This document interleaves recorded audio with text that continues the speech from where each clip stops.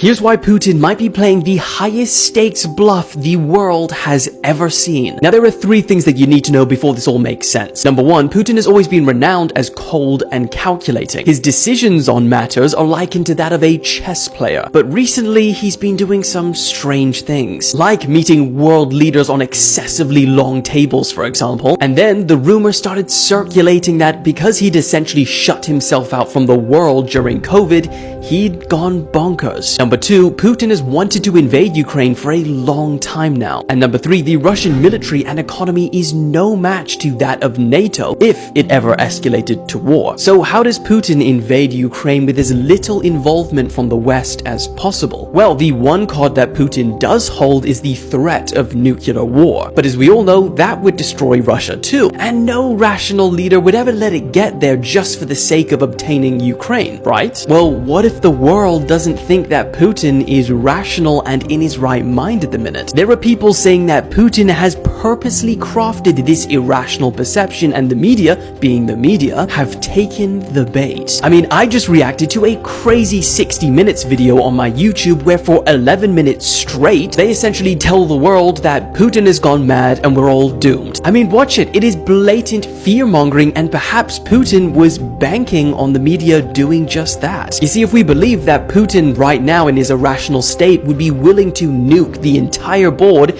just because he's losing the game, that's the bluff that you really don't want to call, especially when no one asked to play the game in the first place. And that's why Putin might be playing the highest stakes bluff history has ever witnessed.